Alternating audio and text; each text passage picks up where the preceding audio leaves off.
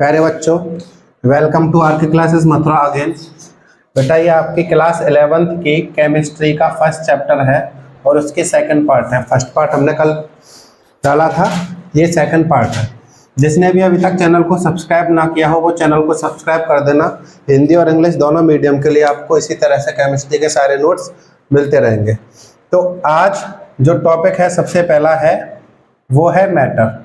वैसे तो 9th में आप लोग पढ़ चुके हैं द्रव्य, लेकिन यहाँ भी आपके फर्स्ट चैप्टर, क्योंकि बेसिक कॉन्सेप्ट ऑफ केमिस्ट्री, रासायनिक विज्ञान के कुछ मूलभूत अवधारणाएं चैप्टर का नाम है, तो बेसिक में मैटर भी आता है। ठीक है, तो मैटर होता क्या है ये समझेंगे। तो आप सब लोग पढ़ चुके हैं मैटर क्या होता है। हर वह चीज़ जो जगह घेरती है और जिसमें द्रव्यमान होता है यानी कि वजन होता है, वो सब क्या है, मैटर है। इसकी डेफिनेशन लिख लेंगे जल्दी से। everything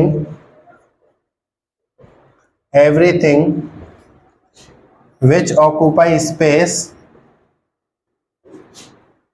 and have mass is called matter, ये मैटर की डेफिनेशन हो गई। हिंदी में क्या लिखेंगे, वह प्रत्येक वस्तु जिसमें द्रव्यमान होता है एवं जगह घेरती है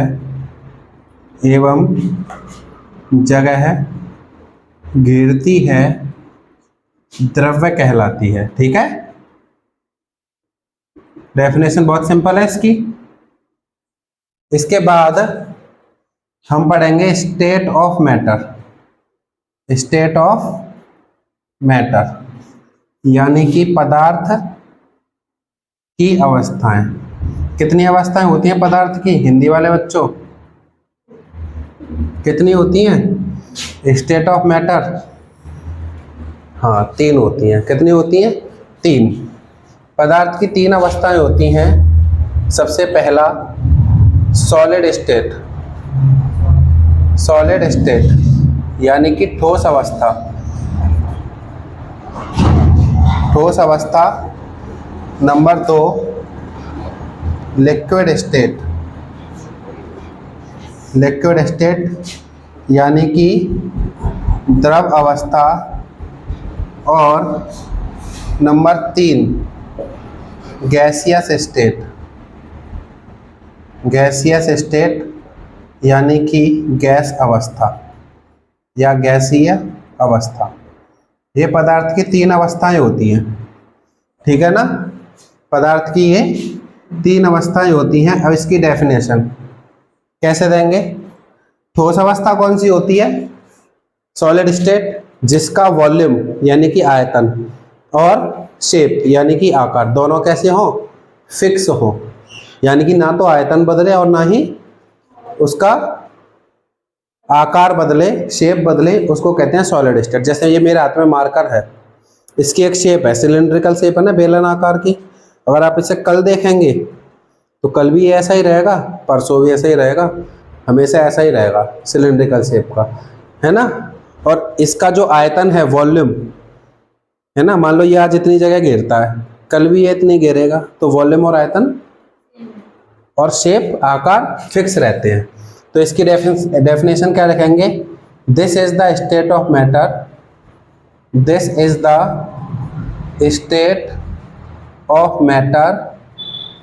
which have fixed shape and volume। Hindi में क्या लिखेंगे, यह पदार्थ की ऐसी अवस्था है जिसका आयतन व आकार निश्चित होता है।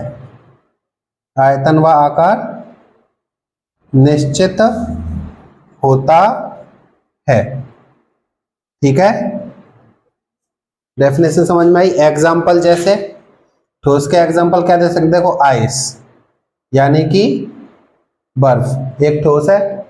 ईंट लिख लीजिए, ईंट को इंग्लिश में क्या कहते हैं? ब्रिक यानी कि ईंट।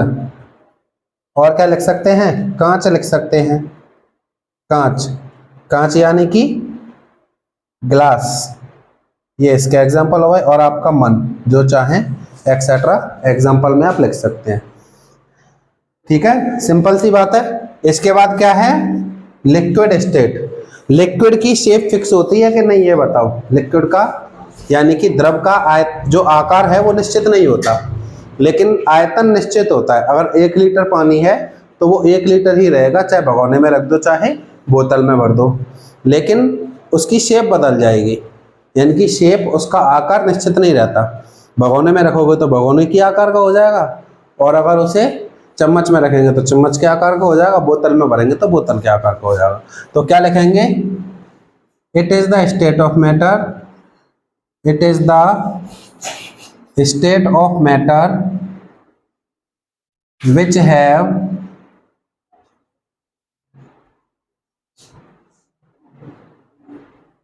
fixed volume but not have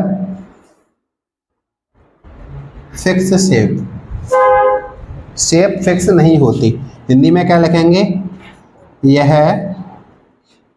पदार्थ की वह अवस्था है, यह पदार्थ की वह अवस्था है जिसका आयतन निश्चित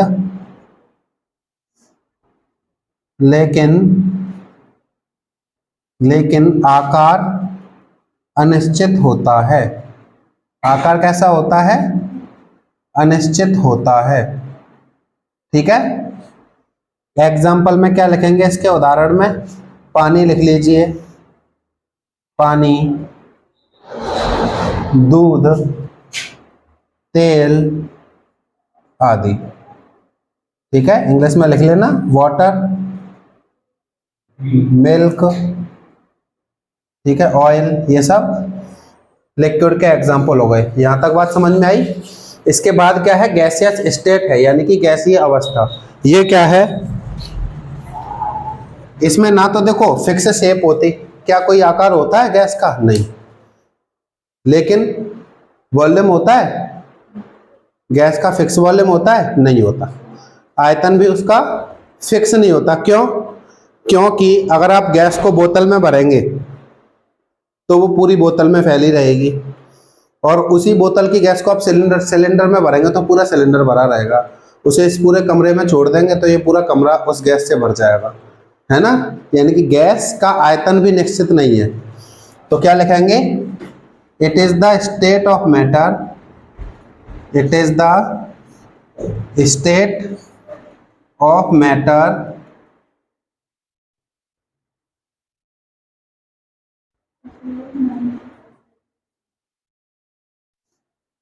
which have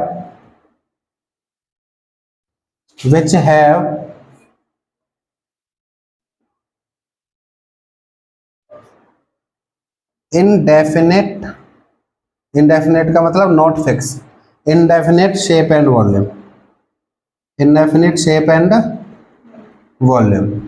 हिंदी में क्या लिखेंगे? यह पदार्थ की ऐसी अवस्था है, ऐसी अवस्था है जिसका आयतन व आकार अनिश्चित होता है, अनिश्चित होता है या अनिश्चित है, ऐसे भी लिख सकते हैं। एग्जाम्पल गैस के: ऑक्सीजन, कार्बन डाइऑक्साइड, नाइट्रोजन, ये गैस के एग्जाम्पल हैं सब।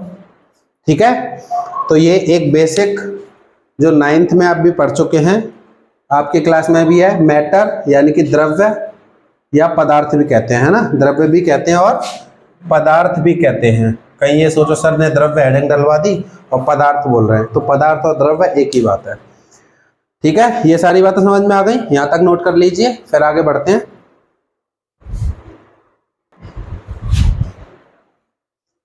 देखिए बेटा, अब आप लोग क्या पढ़ेंगे, difference between solid liquid and gas, यानी कि ठोस द्रव व गैस में अंतर तो आप डेफिनेशन में ही पढ़ चुके हैं अगर देखा जाए तो, लेकिन यहाँ उनके जो प्रॉपर्टीज हैं, कुछ चीजें होती हैं इन तीनों में, उनमें कैसा अंतर पाया जाता है, किसमें कम किसमें ज्यादा, ये सब चीजें तो अब पढ़ेंगे इस चीज को, है ना, अंतर।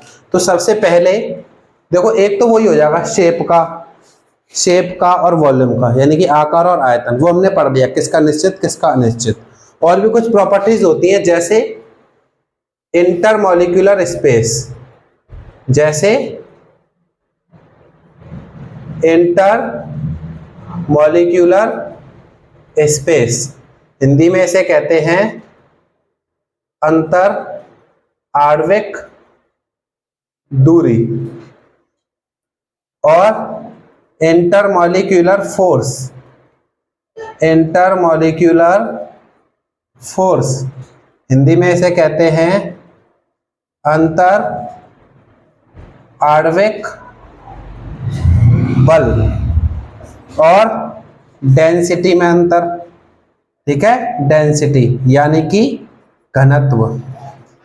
एक और चीज होती है रिजिडिटी, रिजिडिटी का मतलब कठोरता। एक और चीज होती है फ्लूइडिटी का मतलब क्या होता है, तरलता। क्या चीज, तरलता। एक और चीज होती है काइनेटिक एनर्जी ऑफ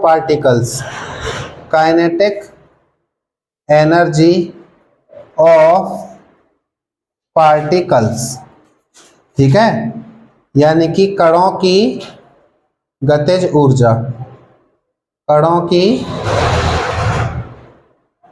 ऊर्जा, इन सब बातों के बारे में हम डिस्कस करेंगे, ठीक है।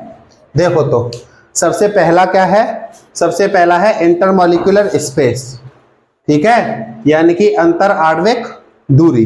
अंतर आणविक दूरी का मतलब क्या है, जो पार्टिकल हैं, हर चीज कणों से बनती है पार्टिकल से, तो पार्टिकल्स के बीच में, कणों के बीच में दूरी कितनी है, तो पार्टिकल्स के बीच में, ठोस के पार्टिकल के बीच में, यानी कि सॉलिड के जो कण हैं उसके बीच में सबसे कम दूरी होगी। जैसे ये ठोस है तो इसके जो पार्टिकल सबसे ज्यादा नजदीक होंगे, सबसे ज्यादा पास होंगे, यानी कि दूरी कम, यानी कि इसमें होगी सबसे कम दूरी, मिनिमम, है ना, ठोस में मिनिमम। लिक्विड में इससे ज्यादा, लिक्विड के पार्टिकल इससे ज्यादा दूर होते हैं। लिक्विड में कितना, मॉडरेट लिख दूं, मॉडरेट का मतलब मध्यम, बीच में, यानी कि इससे ज्यादा। और गैस में सबसे ज्यादा, गैस के कण सबसे ज्यादा दूर होते हैं ना, मैक्सिमम, ठीक है। मिनिमम की हिंदी न्यूनतम, यानी कि सबसे कम होती है दूरी ठोस के कणों के बीच में, सॉलिड के पार्टिकल्स के बीच में। इसमें कैसी होती है, मध्यम, यानी कि मीडियम जैसी होती है। और इसमें अधिकतम यानी कि सबसे ज्यादा डिस्टेंस होता है गैस के पार्टिकल के बीच में। अब फोर्स की बात करते हैं। फोर्स पार्टिकल के बीच में, कणों के मध्य फोर्स, बल सबसे ज्यादा होगा ना ठोस में। ठोस के पार्टिकल पास क्यों है, क्योंकि वो ज्यादा तेजी से एक दूसरे को खींच रहे हैं, इसलिए ठोस के पार्टिकल पास हैं, ठीक है। तो इसमें मैक्सिमम यानी कि अधिकतम, इसमें तो यही रहेगा मध्यम, इससे थोड़ा कम, और इसमें सबसे कम, मिनिमम। गैस के पार्टिकल में, यानी कि गैस के कणों में सबसे कम बल लगता है, इसलिए गैस दूर भागती है, पार्टिकल दूर रहते हैं, ज्यादा लगती तो पास नहीं होते, इसलिए अधिकतम, इसमें न्यूनतम। ये बात समझ में आई। इसके बाद घनत्व, डेंसिटी किसकी ज्यादा है, डेंसिटी का मतलब घनत्व, मास अपॉन वॉल्यूम, द्रव्यमान बटे आयतन, यानी कि कौन सी चीज में ज्यादा वजन होगा सेम वॉल्यूम लेके। जैसे मान लो आप एक गिलास ले लो, एक गिलास में आपने हवा भरी, उसका वजन कितना आएगा, और उसमें फिर पानी भरो, उसका कितना आएगा, फिर उसमें फिर सॉलिड भरो, लोहे की कील डाल दो बहुत सारी, या लोहे की बॉल डाल दो, तो उसमें सबसे ज्यादा आएगा, यानी कि डेंसिटी सॉलिड की सबसे ज्यादा होती है। सॉलिड की डेंसिटी मैक्सिमम, हिंदी यहाँ लिखी हुई है ना, मध्यम और मिनिमम। मिनिमम मतलब न्यूनतम। ये बात समझ में आ गई, क्लियर हो गई। इसके बाद रिजिडिटी, रिजिडिटी का मतलब कठोरता, कौन ज्यादा कठोर है, किसको सिर पे मारे तो सिर फट जाए, सॉलिड। सॉलिड सबसे ज्यादा ठोस होता है यानी कि कठोर होता है, उससे चीजों में चोट जल्दी लगेगी, यानी कि सबसे कठोर होगा ये, इसकी कठोरता सबसे ज्यादा, मैक्सिमम, अधिकतम, मध्यम, न्यूनतम, है ना। लिक्विड मारेंगे, अगर पानी मारूं मैं फेंक के तो इतनी चोट नहीं लगेगी, और गैस मारेंगे तो हवा बाल ही उड़ेंगे बस, है ना, समझ गए नहीं। इसके बाद फ्लूइडिटी, फ्लूइडिटी का मतलब तरलता, तरलता का मतलब, तरलता आप लोगों ने टेंथ में पढ़ी थी, टेंथ में पढ़ी थी, नाइन्थ में पढ़ी थी, नाइन्थ में एक चैप्टर है ना वो ग्रेविटी, ग्रेविटेशन वाला, उसमें है तरल क्या होते हैं, जो बहे, जो चीज बहती हैं यानी कि फ्लो करती हैं वो फ्लूइड होते हैं। तो सबसे ज्यादा कौन बहेगा, गैस, गैस सबसे तेजी से बहेगी, ठीक है, और लिक्विड उससे कम, और सॉलिड उससे भी ज्यादा कम, यानी कि मिनिमम, मिनिमम सबसे कम बहता है, सॉलिड बहता ही नहीं है, खड़ा ही रहता है एक ही जगह, मेरी तरह, मैं सॉलिड हूं ना, एक ही जगह खड़ा हूं। अगर मैं लिक्विड होता तो थोड़ा बह के यहां भी जा सकता था, गैस होता तो ज्यादा दूर तक जल्दी चला जाता है ना। न्यूनतम, और ये मध्यम, और ये मैक्सिमम, गैस में मैक्सिमम, अधिकतम, गैस सबसे तेजी से फैलेगी, है ना। अगर अभी यहाँ परफ्यूम छिड़कूं तो शुभम तक आसानी से उसकी खुशबू चली जाएगी, ठीक है, क्योंकि जल्दी बहती है ना वो। पानी डालूं यहाँ फैला दूं ऐसे जाएगा, धीरे धीरे पहुंचे, और यहाँ अगर मैं खुद खड़ा हूँ सॉलिड तो जाऊंगा ही नहीं, यहीं खड़ा रहूंगा ठीक है। इसके बाद kinetic energy of particle, kinetic energy यानी कि कणों की गतिज ऊर्जा, किसके कण कितनी तेजी से चलते हैं, सबसे तेजी से किसके पार्टिकल चलते हैं, गैस के, मैक्सिमम, अधिकतम, इसकी, ये तो मध्यम, बीच में ही रहेगा दोनों के, और इसके पार्टिकल सबसे धीरे चलेंगे सॉलिड के, मिनिमम, मिनिमम यानी कि न्यूनतम, ठीक है ना, ये बात समझ में आई, ठीक है। तो ये सारे इसमें डिफरेंस वाले पॉइंट हैं, ये टेबल और बना लो, फिर आगे बढ़ते हैं।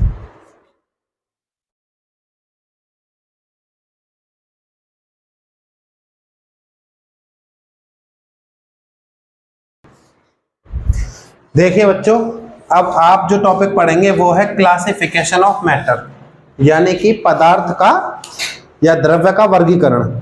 इसका क्लासिफिकेशन देखो, इसका एक चार्ट बना लेते हैं, मैटर यानी कि द्रव्य, इसका एक चार्ट बना लेते हैं, फिर उनकी डेफिनेशन पढ़ेंगे उसके बाद, है ना। तो जो मैटर है ना उसको दो भागों में बांटा है, कितने पार्ट में, दो चीजों में बांटा गया है, एक तो मिक्सचर, एक तो मिक्सचर, मिक्सचर को हिंदी में क्या कहते हैं, मिश्रण, ठीक है, और एक है pure substance, pure substance, pure substance को क्या कहते हैं, शुद्ध पदार्थ, शुद्ध पदार्थ। दो पार्ट में मैटर को डिवाइड किया गया है। अब जो मिक्सचर है उसको फिर से दो पार्ट में डिवाइड किया है, पता है कौन कौन से, homogeneous mixture, homogeneous mixture, Hindi में इसे कहते हैं समांगी मिश्रण, समांगी मिश्रण, और एक है heterogeneous mixture, heterogeneous mixture, heterogeneous mixture को क्या कहते हैं, विषमांगी मिश्रण, विषमांगी मिश्रण बोलते हैं, ठीक है। प्योर सब्सटेंस को भी आगे चल के क्लासिफाई किया गया है, जो प्योर है शुद्ध पदार्थ उसको भी दो भागों में बांटा गया है, एक है एलिमेंट, एक क्या होते हैं, एलिमेंट यानी कि तत्व, और एक होते हैं कंपाउंड, एक होते हैं कंपाउंड, कंपाउंड यानी कि यौगिक, ठीक है, एक होते हैं तत्व और एक होते हैं यौगिक। जो तत्व हैं उनको फिर से तीन भागों में बांटा गया है, कौन कौन से, एक तो होता है धातु यानी कि मेटल, एक होती है अधातु, अधातु यानी कि हाँ नॉन मेटल, ठीक है। और जो तीसरा पार्ट है इसका वो है मेटालॉइड। क्या है? मेटालॉइड। मेटालॉइड का मतलब होता है अर्ध धातु, ठीक है। मेटालॉइड का मतलब अर्ध धातु। तीन कैटेगरी में बांटा है। तो ये सब चीजों की डेफिनेशन आप लोगों को पढ़नी है। मैटर का क्लासिफिकेशन है मिक्सचर, प्योर सब्सटेंस यानी कि मिश्रण और शुद्ध पदार्थ, समांगी मिश्रण, विषमांगी मिश्रण, हेटेरोजेनस, होमोजेनस मिक्सचर इसके दो पार्ट हो गए, एलिमेंट तत्व और यौगिक इसके दो पार्ट हो गए प्योर सब्सटेंस के। जो तत्व है उसको धातु, अधातु और अर्ध धातु, आप लोगों ने 10th में पढ़ा था, धातु, अधातु, अर्ध धातु, है ना। तो इसमें प्योर जो एलिमेंट है उसी के पार्ट हैं ये, ठीक है। और कंपाउंड को नहीं डिवाइड किया गया, तो कंपाउंड बहुत सारे हो सकते हैं, एसिड हो सकते हैं, बेस हो सकते हैं, सॉल्ट हो सकते हैं, है ना। तो ये सब चीज हो सकती हैं। अब आप यहाँ तक नोट कर लीजिए, आज के लिए इतना ही काफी है। और वीडियो को अपने दोस्तों के पास शेयर करें और लाइक करें, चैनल को जरूर सब्सक्राइब कर देना ताकि हमारा जो मोटिवेशन है और जो हमारी स्ट्रेंथ है वो बढ़े और इंटरेस्ट के साथ आपके लिए अच्छी अच्छी वीडियो बनाते रहें। धन्यवाद।